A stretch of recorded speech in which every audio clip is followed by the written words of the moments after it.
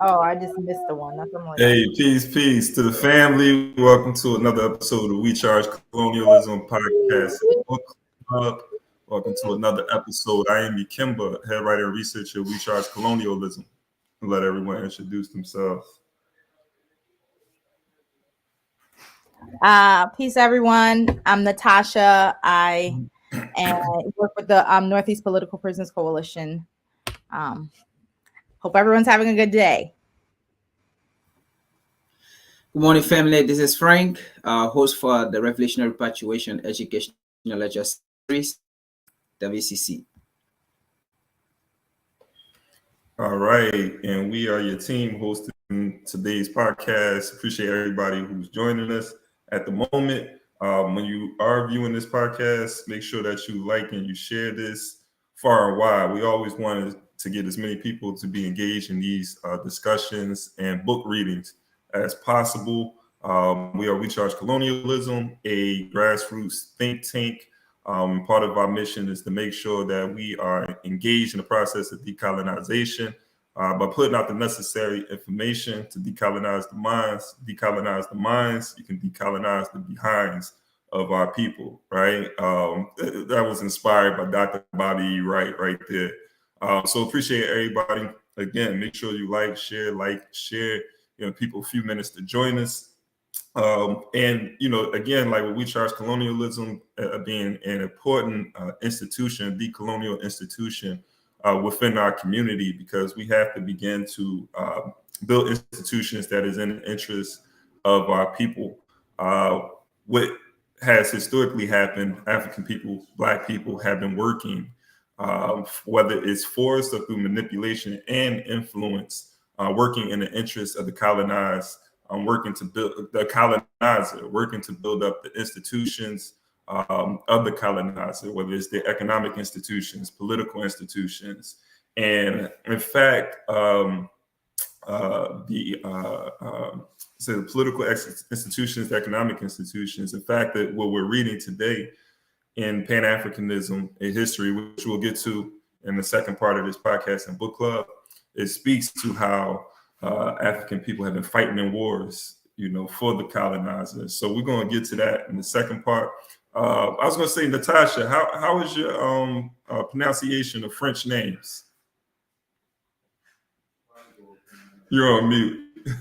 They're okay. They're not too bad. They're okay.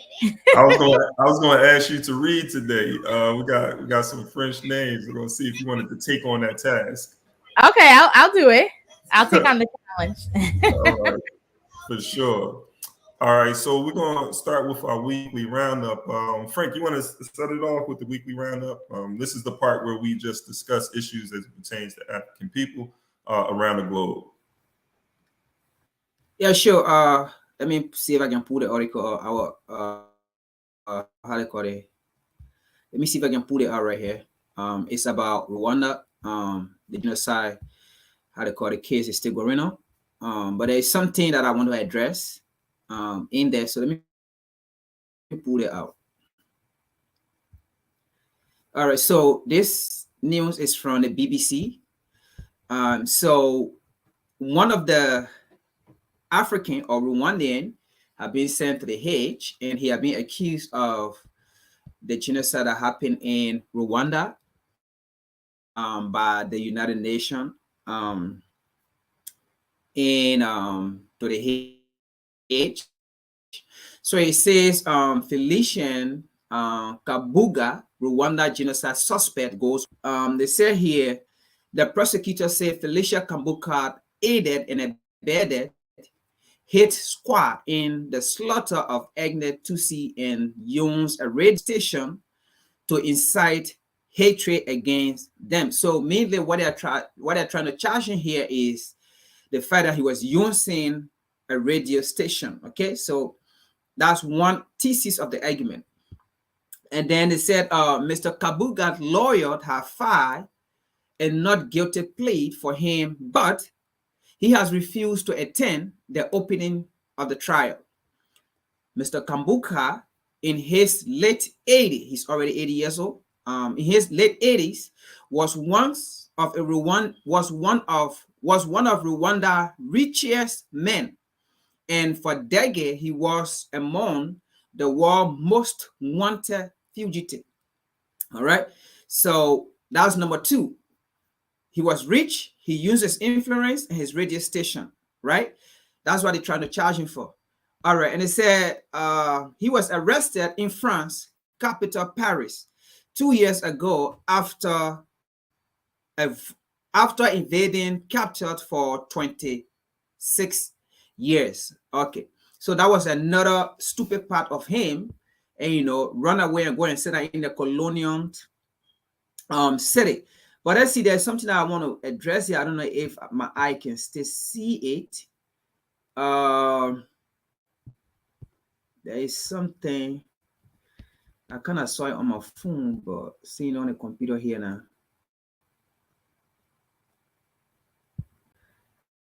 All right, so I should get it here. Okay, so they said Mr. Kabuga is accused of setting up what prosecutors have described. What prosecutor? Now, who are those prosecutors, first of all? We're going to explain that what prosecutors have described as the most powerful weapon in a genocide execution. What is that? A radio station that was used to mobilize one ethnic group, the Houthis, to take up arms against other Tutsis. Now, so this is very interesting. Let me take this thing out from here. So this is what he was accused of. He was not accused of someone who bought arms and ammunition to fuse the war, right? But he was accused using a radio station, and they called the radio station the most powerful weapon. So, meaning that weapons that came from the Western war, it was not most powerful, just a radio station. But the guns, the ammunition they used to kill the people, that was not a most powerful weapon. That was not a deadly weapon. But someone used his radio station. That is not to say I am speaking for him. Okay? He uses his radio station to favor one other group to go against another other group. That's fine. But how about the people who brought in the guns, the army ammunition? How about France, who already confessed that they took part of the genocide? In fact, France said if it was not because of their influence, that wouldn't have happened in Rwanda. So how are you going to leave France? That means the French, machine or guns were all loaded in that conflict.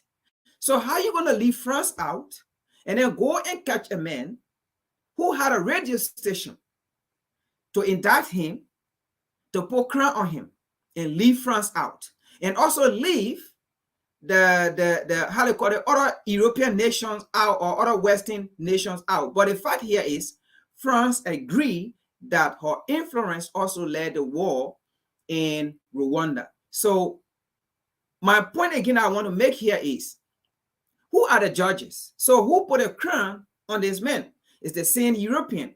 Where is the court? The court is not in Africa, or it's not African that are judging these people, right? It is the same UN, it is the same white people, it is the same outside the Western wall putting crown on African people. So now, again, what's going to happen here is the African continent, the African people going to feel that the European are the people that are doing favor for African, because they are trying to, put people in prison, or African in prison, who have gone against other African or who have killed other African. All right. And that's how people are going to feel on the African continent, that the European nations are fighting for the African continent or are fighting for African people. But they're not going to understand that the man who brought the arm and the ammunition, the man who confessed that if it was not because of our influence in the first place, the chaos wouldn't have happened. Okay, so this is where the things are not adding up. Okay, so you going against the man who had a radio station, that's what you're charging him for, but you're not going against the man who brought the arm and ammunition.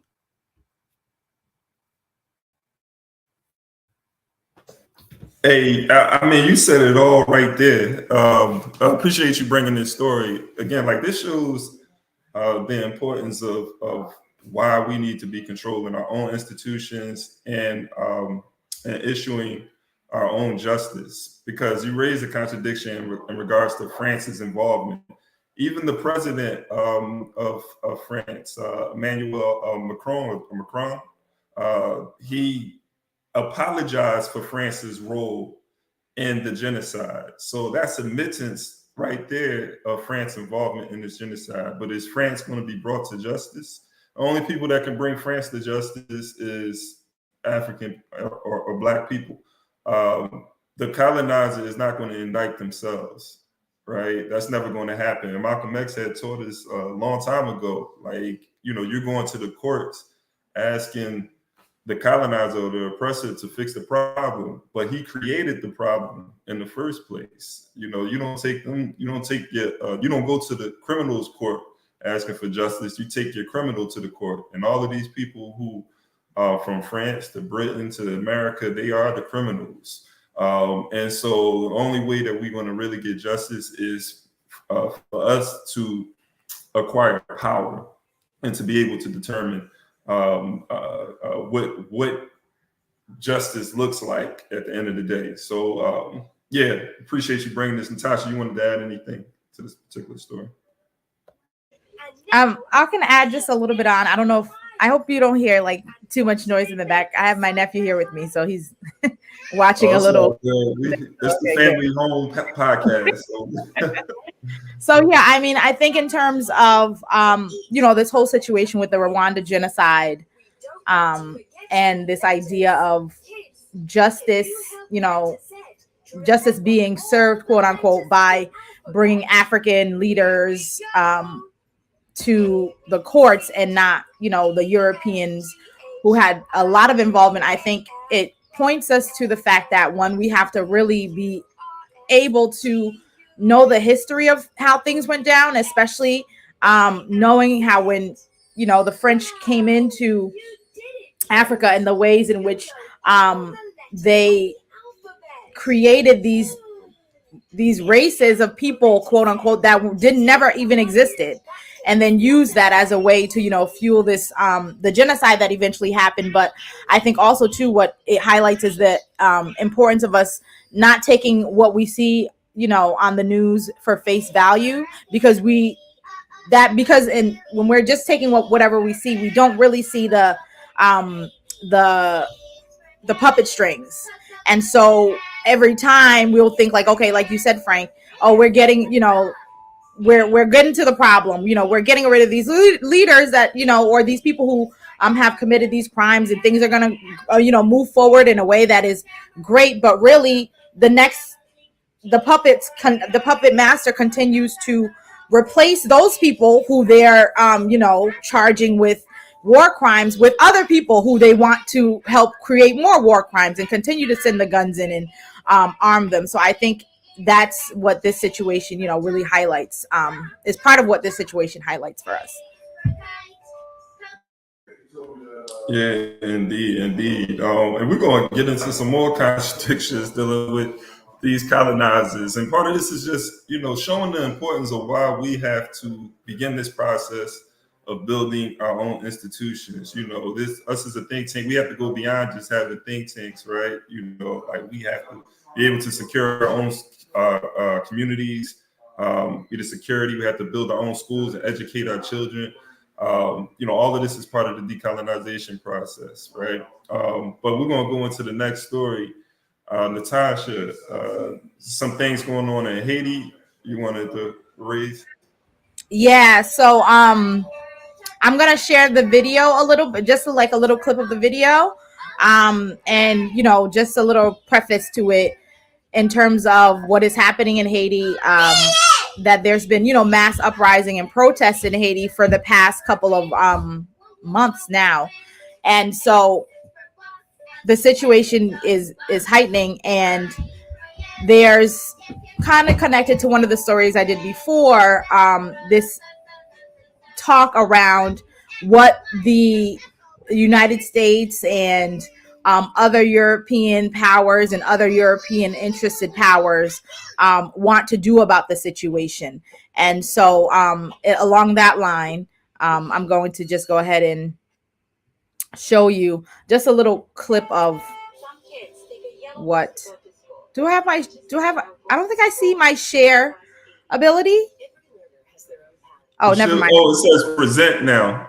Okay, I see it You now. see it? Yeah. Mhm. I don't know So why they changed. That confused me too when I saw it. okay. So it should pop up in a second because I'm sharing right now, it says. I guess not. I don't know why it's not showing up. All right, let me stop screen Maybe give sharing. it a second. Go try it again. Okay, I'm gonna try it one more time. Yeah, Okay. and for everybody that's tuning in, make sure you like and share. Appreciate everybody being a part of this discussion. Also, you know, we're going to be starting a book club outside of the discussions that we have here on the book. So our book readings here, we want to bring people into these conversations and have them engage the text as we go through these texts in its entirety. We're looking at Amilcar Cabral's book. That's something that we want to do next. So I just want to give people a heads up on that. And one of the ways that you can be a part of the WCC book club is become a Patreon member. You know, support our organization so we can continue this work. Still having trouble is not sharing. I'm just gonna send it to you if you can share it.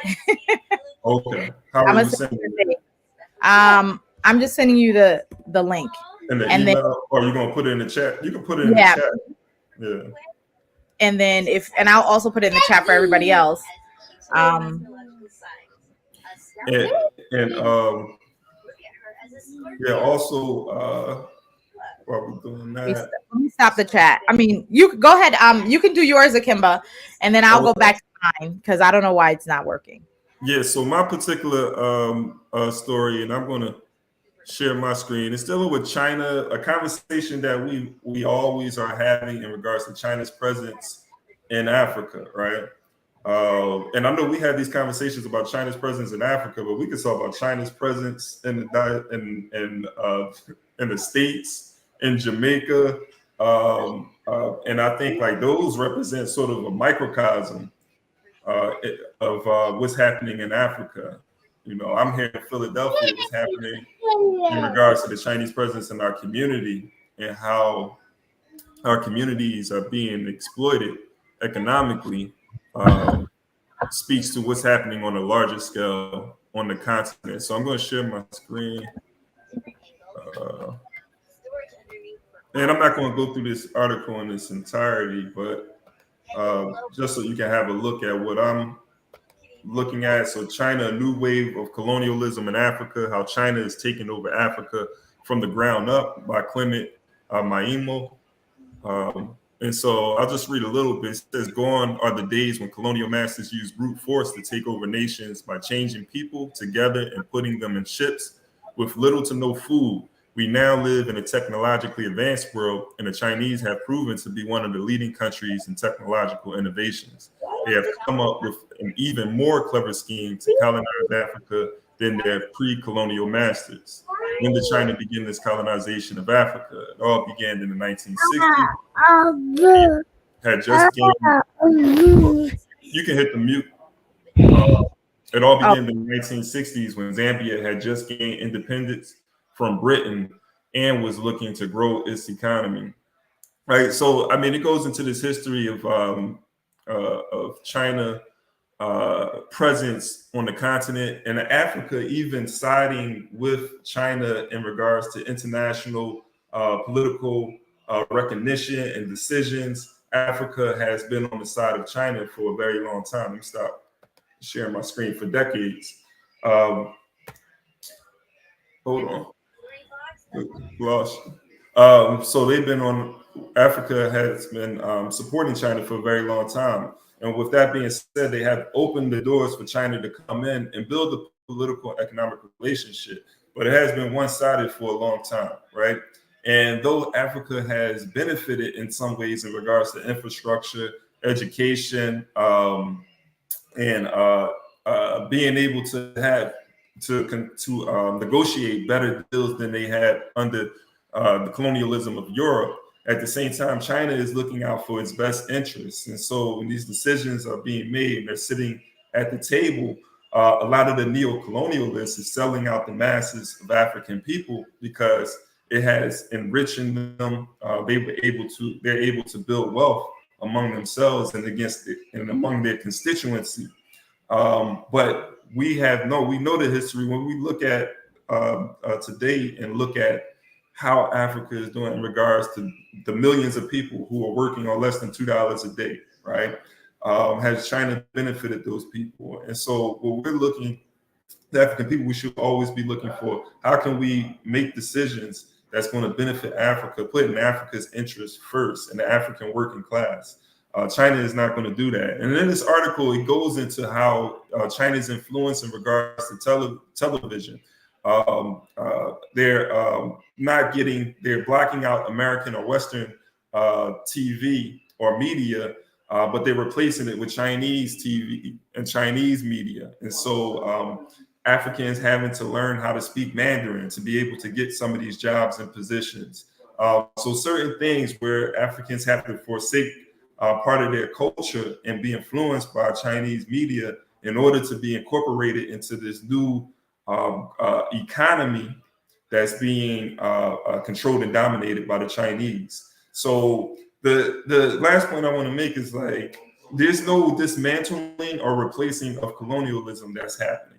It's the changing of the guards at the end of the day, and this is what we have to be very conscious of. We're all part of this global economy, and there's a lot of people who are in positions of power who are looking to see how can we get some of these crumbs, how can we get some of these resources a part of this global system, rather than destroy the system and say, hey, we're going to create an economy, a political economy with Africa as an African people as the basis of that economy, right? And anybody else outside of Africa who wants to be a part of it, they have to be a part of it on our terms. Right now, we're involved in the economy that is on the terms of whether it's the Europeans, whether it's Russia or China, right? Our involvement is based on what they're willing to give us, right?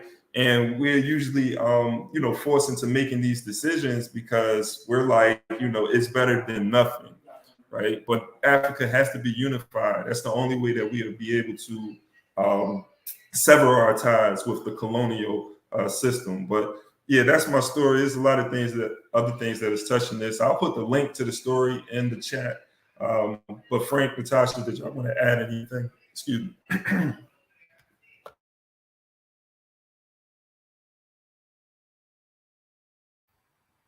Yeah, I mean, it is true in what you said, and the sad part about it is that everything. Sometimes people will say is that why every time you talk about African problem, you always want to put a blame on the Westerner or on the colonizer and so forth and things.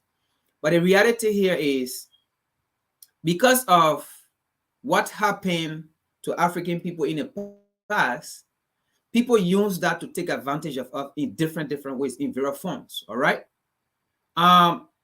Comparing, and that is what we most of the time a lot of African do. They compare the European form of business on the African continent versus the Chinese form of business on the African continent. And once you compare it, obviously you're going to realize that the Chinese, business of African, let's say, interaction with African on the African continent is different and will be totally different with that of the European or the Westerner. And if you do that, you're going to favor the Chinese, okay? Because we African feel that in some other way, we are benefiting. And I think what the article is saying here is, it's not about benefiting, okay? Because if it is about benefiting, it's still going to be for the few. And that is what happened in Africa. It's not really about the masses because it have not changed the life of the African continent or the African people. For example, in China, almost everyone have technical skills. Okay, so they were able to provide that kind of education for their people. Okay, and their people can use that in some other way to provide for themselves. But on the African continent, we have not produced that. And the Chinese come in building infrastructure and so forth and things, which is fine. But equally so, the Chinese are the one controlling those infrastructure. The Chinese are the one controlling those institutions, whereas African are working under the Chinese, and the Chinese are paying the African, and a few African are work there. So instead of the African controlling it or controlling the economy and paying the few Chinese worker or paying the Chinese worker, it is on the other hand where the Chinese are the one paying the few African who work in those places. Okay, and there are some places within the industry African can be hired there, or African can be seen. For example, even in a mine, okay, in a construction area, there are some places African can go there because what is there, it is only there for Chinese to see it, or it is only there for European to see it. Okay, they don't allow African to cross certain level to reach to certain area because what is there is a mineral that they don't want for African to see. And that is why if you compare both of them, we will always favor the Chinese. But equally so, it is the Chinese that are still controlling it, just how the European was so brutal. The Chinese are not brutal. I think that's just the difference. Okay, the European were brutal in their controlling, in their conquer. But the Chinese are kind of like laughing and smiling, and doing some development. But while they're doing that, they control it. And I think that this is where Africans are missing it, because at the end of the day, we are not on the forefront and taking full control of what we need to do. Yeah, unite. Did you wanted to add anything to that, Natasha? And you can go into your story if you're ready. Okay. So yeah, I mean, I'm not gonna. I'll go into my story and I won't show the video because I can't figure out why it's not doing it. But I'll show it. Okay, but I think especially like just in terms of going back to your story, Kimba, and adding on to what Frank was saying, one of the things I think about when we're talking about this idea of development and what Africa needs, right? One of the things in part of your story was, this whole thing about the Chinese coming in and creating specific roads, between, I believe it was like Zambia and another African country. I can't remember for sure, but what we see as development, and when we talk about quote unquote development, what do we lose at the same time? So right now, like let's say for example, the Asians are in Ghana and obviously in other places in Africa too, but just to like look at Ghana for specifically, and they're doing this surface mining that's happening in Ghana, and it's devastating the local ecology and the land. And if you don't have clean water, you don't have food that is not poisonous, or you don't have soil that you can actually grow healthy food on, then you're not going to be able to survive. And you're going to be now even more dependent on outside sources to get the literally things that sustain you to be able to even do anything on this earth. And so I think that when we think about development and what China's bringing in, the things that they are bringing in, they're not for the benefit of African people to, one, just sustain their lives, right? In terms of ensuring there's the, clean water, that we're not deforesting at, high rates. We're not depleting the earth of its minerals and nutrients that it needs. And so it's still very extractive. Like what China's doing is still very extractive, and it's still very along the line of European colonization, even though, like we said, the tactics have changed, because we keep going down the same road of development, and development, quote unquote, looks like making Africa look like what other European industrialized countries are doing, when we know industrialism has decimated the planet in general. So why do we keep thinking that, this idea of development in an industrialized way is the way forward, when these countries are trying to, in a sense, the European countries have been doing it for so long, figure out how to not continue to destroy the planet while continuing to have industrialization. I mean, I think that, you know, we have to think of other ways that we can build that are not detrimental to the environment and the earth, but also to ourselves, because we're directly connected, and have that like independent relationship, reciprocal relationship with the earth, and the environment for our survival. So, and in terms of, you can share my story, Kimba. And so, you And can just play. really quick, as I share this, to add on to that, you had said something that reminded me of also a point that was made in this article in regards to Chinese sort of designs being implemented in Africa, and it speaks to the world being built in the image of the colonizer, not the colonized. We're helping build, and this has been the history of colonialism, where started with the Europeans, right, kidnapped and had us help design and build the world in their own image. And this is why it's important for self-determination among African people as we begin to build the world in our own image. But let me share your screen, right? Share the screen right now.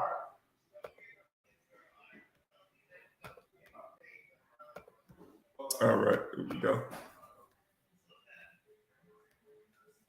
Let me know. You can start it at 12:04. Just jump to like around the time where it's 12. So jump further in. 12. Yeah, 12 minutes and 4 seconds. Yeah, a little bit more.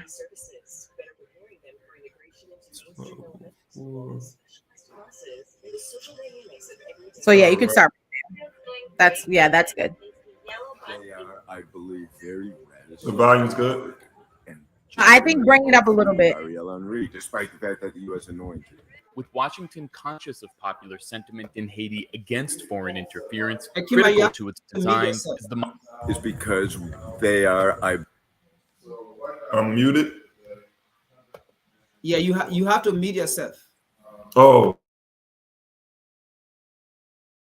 believe, very reticent to work and jump in with both feet with Ariel Henry, despite the fact that the U.S. anointed. With Washington conscious of popular sentiment in Haiti against foreign interference, critical to its designs is the Montana Accord's image as Haitian-led.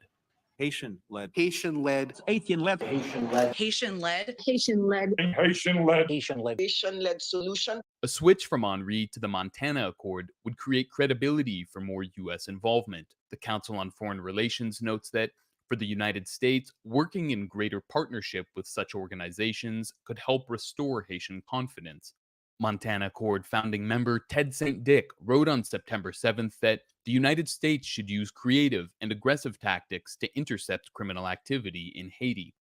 While Haitian-led is a useful slogan for public consumption, U.S. and Canadian policymakers seek to lead from behind. We cannot continue to see external elements, no matter how well-meaning, try to determine the future of Haiti. Haitians themselves need to be at the center. The same day, Regional partners like CARICOM and global partners like Canada, US, France, Europe, European Union, and others have an extremely important role to play as well. I also think just leaving it up to Haitians to resolve their problems is also, I think, a line that I think ignores a really, really concerning and deteriorating situation inside the country. I've heard your answers about our overall goal of a Haitian-led democratic process. I share that. But what is our initiative to try to create some semblance of security?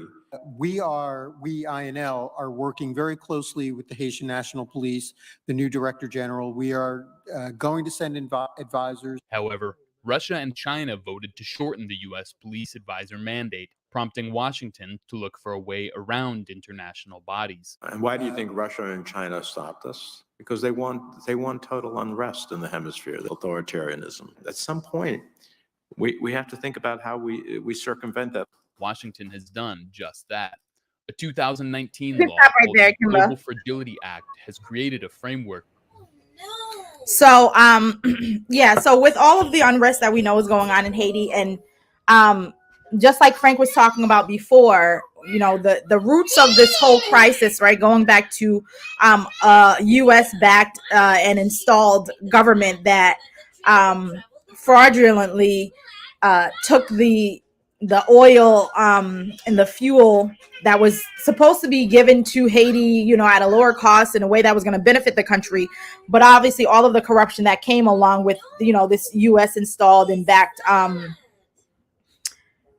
government, and then leading to another U.S. installed government that then was assassinated by another U.S. current, you know, Henriel Henry, who is currently now, you know, the U.S. anointed in between president of Haiti. So we see that like this continuance of U.S. involvement and, you know, European involvement in Haiti in terms of deciding who's going to be ruling the country, and then leading to corruption, and then also like the influx, just like in Rwanda and other parts of Africa, of guns and police training by the U.S. and other European powers, created what we see today, and of the people really struggling to even have food and the clean water and other things that are going on right now, and just being, you know, at their wits end with what has been going on by this continuous involvement. And then the way in which they're trying to now say, okay, yeah, this Montana group is a Haitian led, you know, way for us to go. And so again, positioning, trying to pretend like, okay, we've been meddling and putting in governments this whole time, but this time we're gonna, you know, make it Haitian led. But actually we see, you know, from the video that it's not. So it's this whole constant front of pretending that the European powers, the colonial powers, are hands off when they're continuously hands on and have never stopped and are not stopping in order to make sure that Haiti goes the way in which they want it to, which means that Haitian people still are going to be in the same position now that they are if this whole Montana group that's being propagandized as a Haitian grown, Haitian led movement to transfer into. And so I think I'm showing this to show and to say that like we have to constantly be wary of where, you know, these groups are coming from that seem to be the answer that they're giving us, but actually are not the answer and are still behind and are still being controlled from behind by countries like Russia and America and France and England and all of those other countries that they mentioned in the video. So yeah. Yeah, no, appreciate you bringing this story. I think it just speaks to, again, like the necessity of African people to be able to determine our own lives. The Haitian people have been struggling for self-determination after winning the right to self-determination during the Haitian Revolution, right? This revolution that brought about the independence of Haiti has continuously been undermined by the European powers, whether it's France, Britain, or the United States today, right? In 1915, I mean, they emptied, America goes to Haiti, empty the coffers of the Haitian bank, and leave Haiti, who's already struggling, having to pay this indemnity or quote unquote like reparations, whatever you want to call it, to France, right? So already struggling with that, America goes to Haiti, robs Haiti of its resources, and you know further deepens the economic crisis in Haiti, right? Occupies Haiti for the next few decades. And so what's this involvement about? What's America's interest in the United States is a question that we need to be asking ourselves. And I think it's important, Black people here, African people in the States that has a large Haitian population, that we find ways that we are able to collaborate and work in order to help Haiti free itself from colonial interruption or interference. But that's just some thoughts that I had. I know we tight on time. You wanted to add anything? Yeah, I just want to add something quick that I got from the video in there. I mean, it's kind of very interesting to see the Western world, to see the United States, when we clearly know that the issue within Haiti, the United States have been heavily involved in it.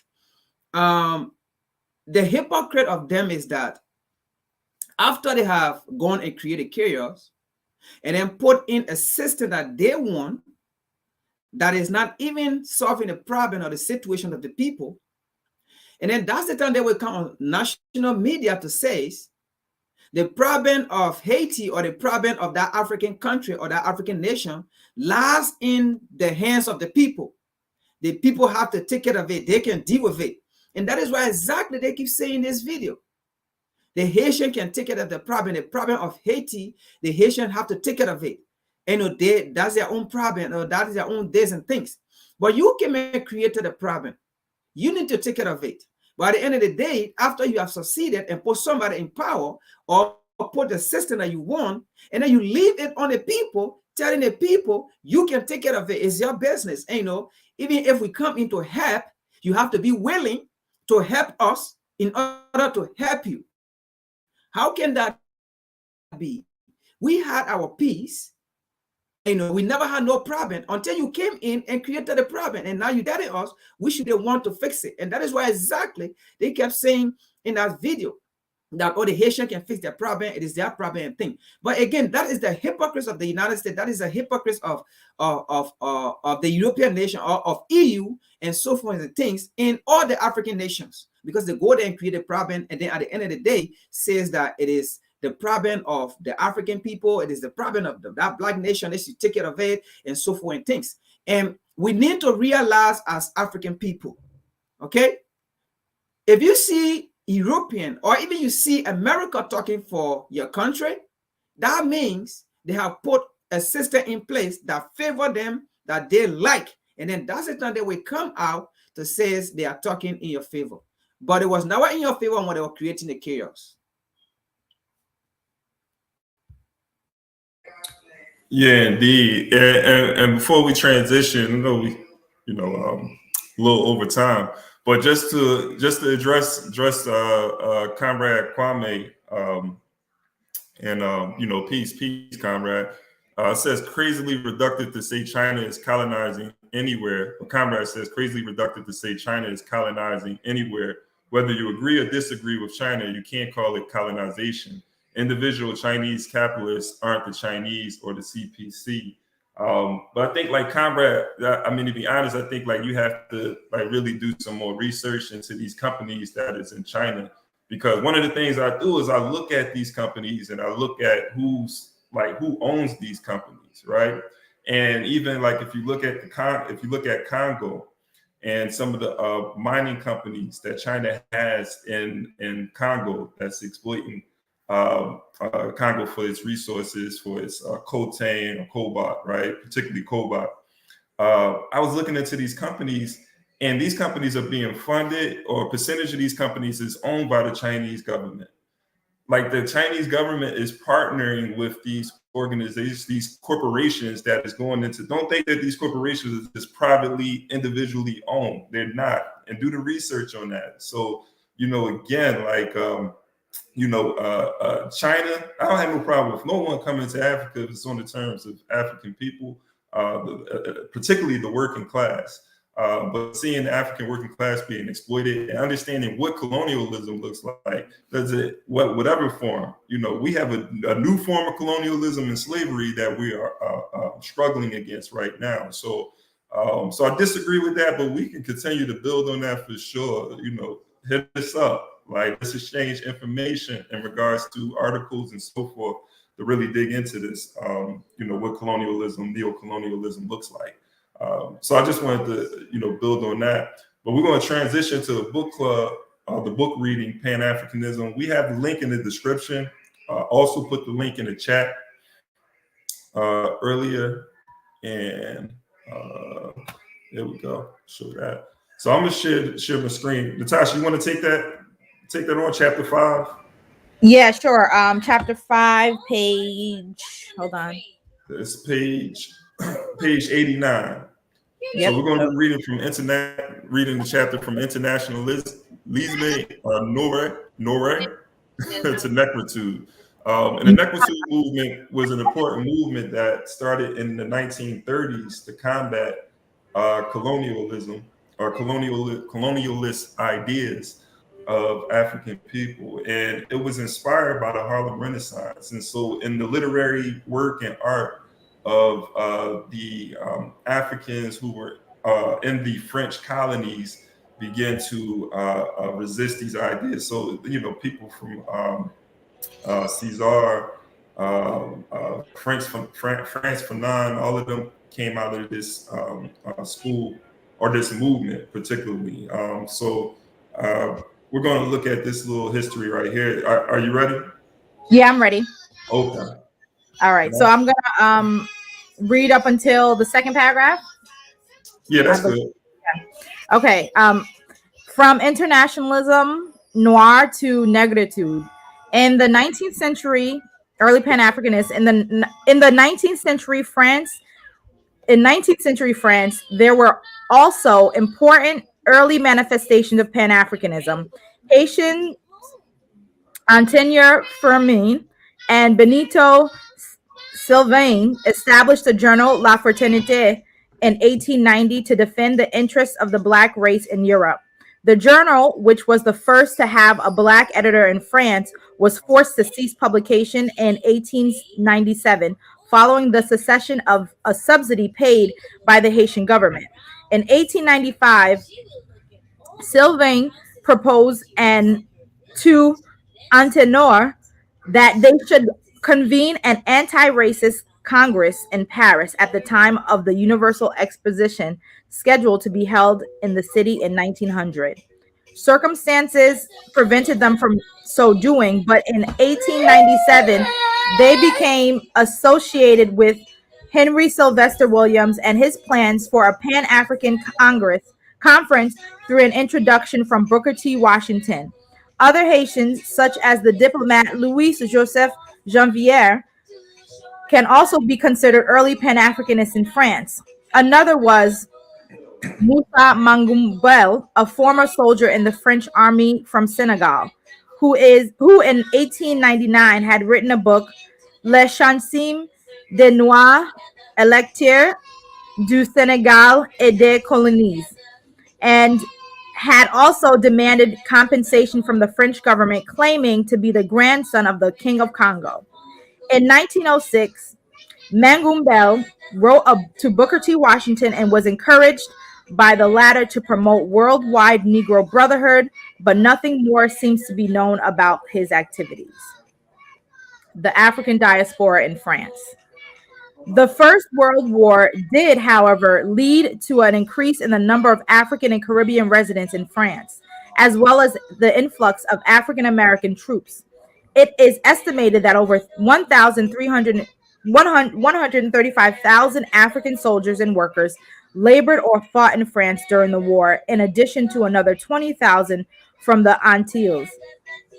In total, France mobilized approximately 800,000 colonial workers and soldiers during the First World War. The war had a major impact on the combatants, but also more generally on the consciousness of all of those of African heritage in the Francophone world.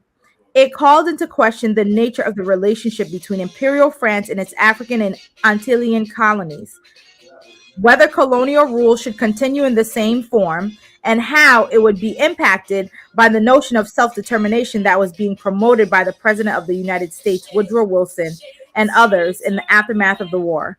Another question in the minds of many was whether there would be any reward for the enormous sacrifices made by Black troops to defeat Germany, its allies, and assure France's victory. The question of the blood debt loomed large in the period following the war. The war was also important as it undermined the idea of a civilized Europe and heightened the contradiction between the claim of European superiority and its alleged civilizing mission on the one hand, and the continuing reality of an oppressive colonial rule on the other. Oh, I'm gonna stop here. Yeah. Okay, yeah, we could definitely build on this too. So again, appreciate it, the history. Great job too in reading that French. I didn't even want to tackle that this morning. Again, going to this like the world wars, and they was talking about how that was exposing some contradictions. And if we look at the world wars, they were very essential to the part of in regards to the decolonization process, because it weakened Europe, right? And it showed Africans as well who was sort of, whether it was conscription, because conscription was used, I think we read before, in regards to people who are Africans being forced to fight in these colonial wars, or whether voluntarily fighting in these wars.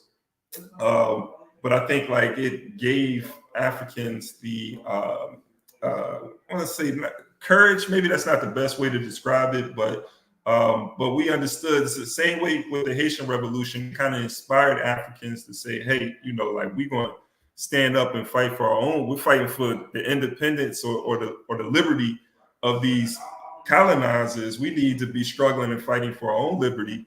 And a lot of those Africans will go back to the colony and get involved in the struggle for independence. So, a lot of contradictions were being exposed during this particular period in these colonial imperialist wars. Also, like just even understanding these imperialist wars is part of a continuation of Europeans struggling with each other for global dominance.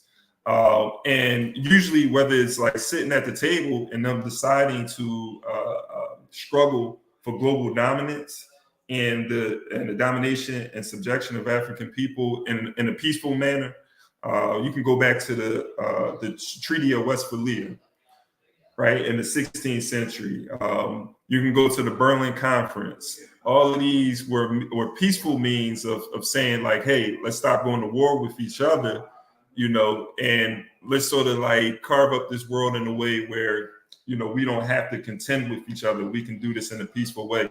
And so the imperialist wars was a decision on the colonizers on who, they could no longer do it in a peaceful means. Germany, they wanted more. They wanted more than what they had. So this led to that crisis of imperialism during that period of time.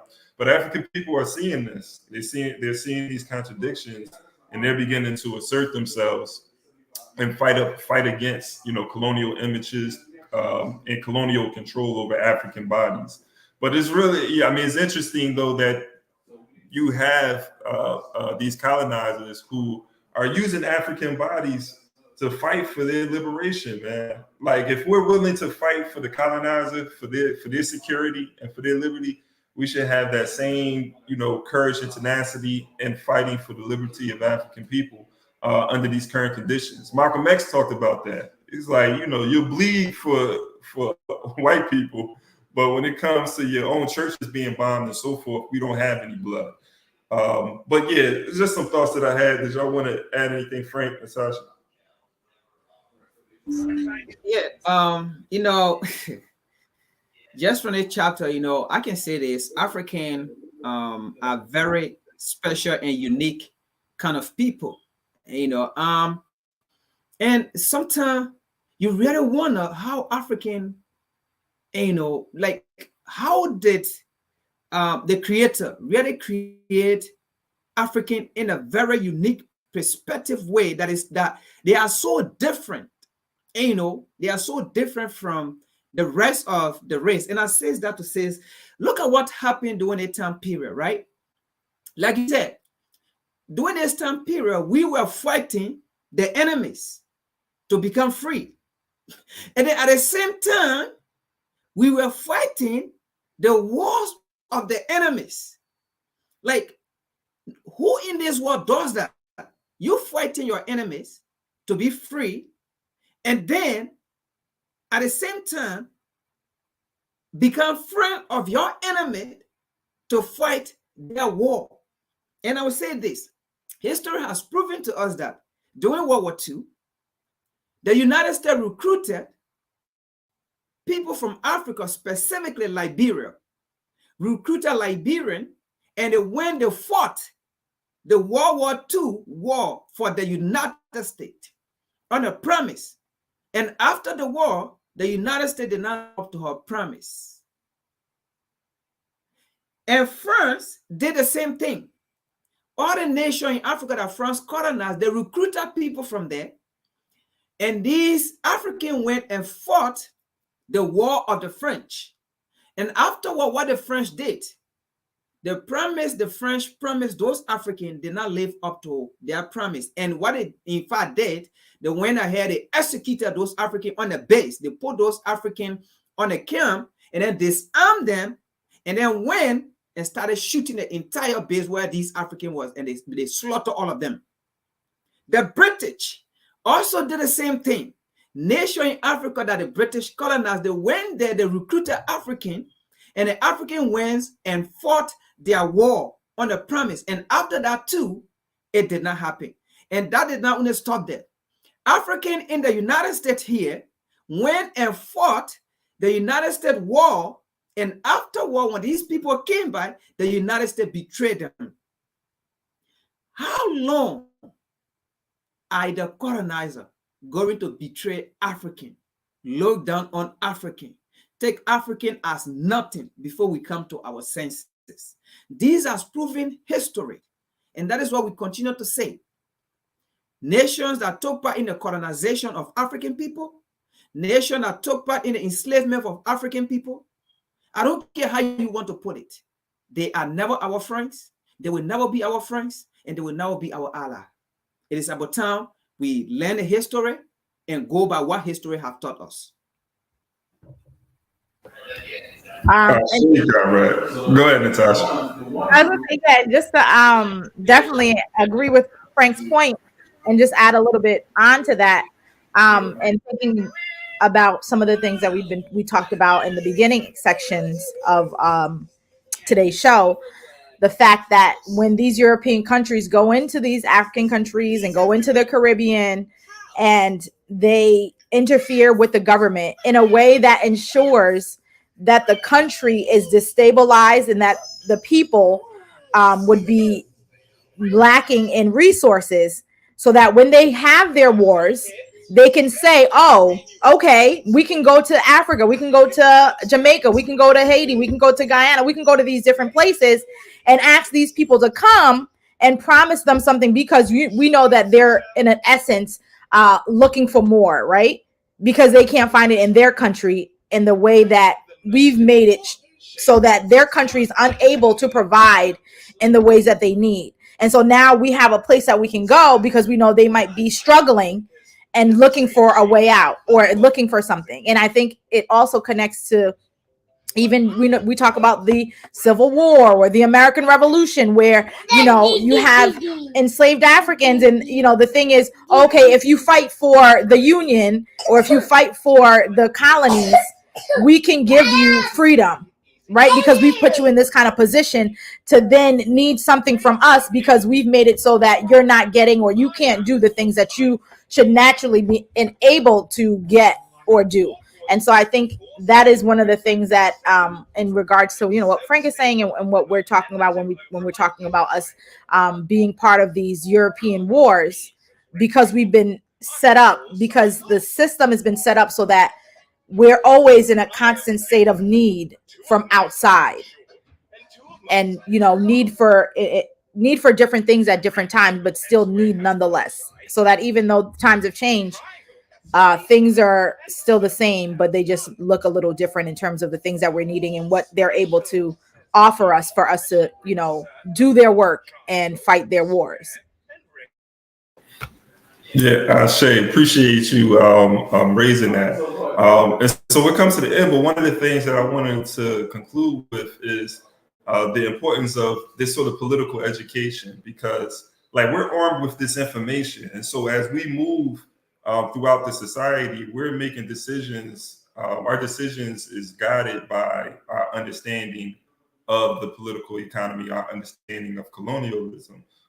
So some of the things that we do, you may find us in the same spaces with as you, not necessarily the people here, but we'd be in the same spaces as other Africans who are not privy to colonialism or the information that we have.